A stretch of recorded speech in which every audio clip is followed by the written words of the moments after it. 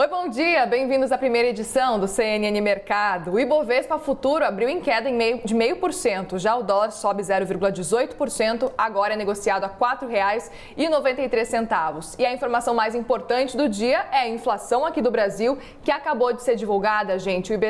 O IBGE trouxe os dados de abril, então o IPCA segue desacelerando, agora subiu 0,61% no mês passado, depois da alta de 0,71% em março. No acumulado de 12 meses até abril, a inflação teve uma alta de 4,18% contra a alta de 4,65% do mês anterior. Segundo projeções da Reuters, o mercado esperava um avanço de 0,54% na base mensal. Lembrando, foi 0,61%. E de desaceleração a 4,10% na anual. Ou seja, foi um pouquinho mais alto do que estava sendo planejado e projetado pelo mercado. Segundo o IBGE, gente, todos os nove grupos analisados entre os produtos e serviços tiveram uma alta no mês de abril. O destaque ficou com saúde e cuidados pessoais, que teve o maior impacto e também a maior variação. Os planos de saúde também subiram 1,20% no mês passado. Importante atualizar também que o novo marco fiscal do país deve ter o relatório apresentado na Câmara só na semana que vem. A expectativa era de protocolar o texto ontem, na quinta, o que acabou não acontecendo ainda por divergências em torno desse texto,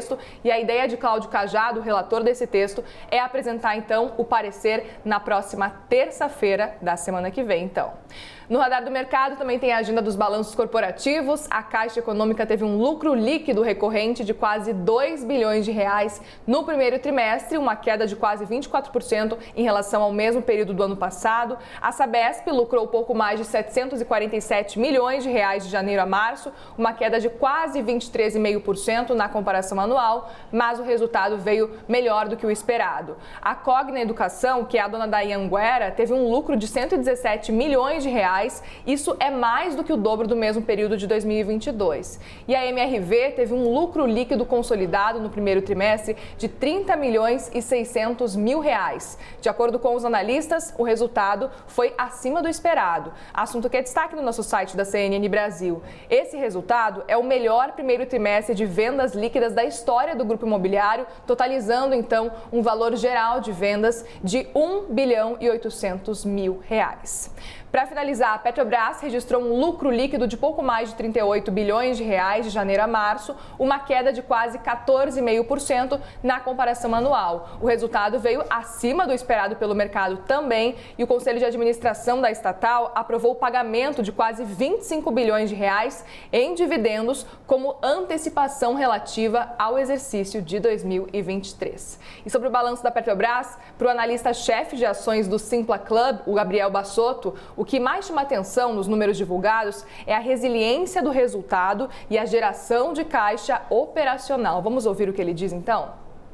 Já era esperado que o resultado da Petrobras nesse primeiro TRI apresentasse uma queda na comparação anual, mas em linhas gerais o resultado superou as projeções que o mercado tinha para a petrolífera. Então, mesmo diante de um recuo de quase 20% no preço do petróleo, Brent, e ainda assim uma queda de 0,8% no dólar, a receita caiu muito pouco, teve um recuo de 1,8% apenas.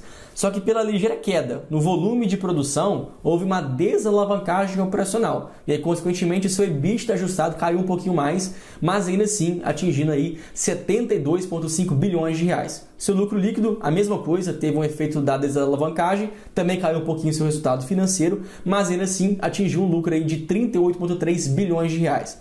Mas o que chama atenção, na verdade, é a resiliência do resultado e a geração de caixa operacional, que atingiu quase 54 bilhões de reais e um fluxo de caixa livre de 41,2 bilhões.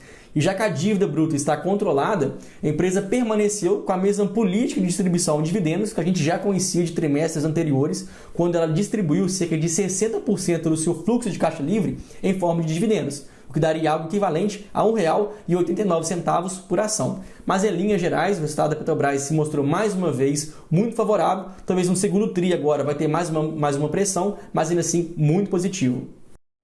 O CNN Mercado vai ficando por aqui. Ao 12h25 eu volto com atualizações de hoje e a minha amiga Elizabeth está chegando com o Live CNN. Fique com a gente volta já já. Até mais.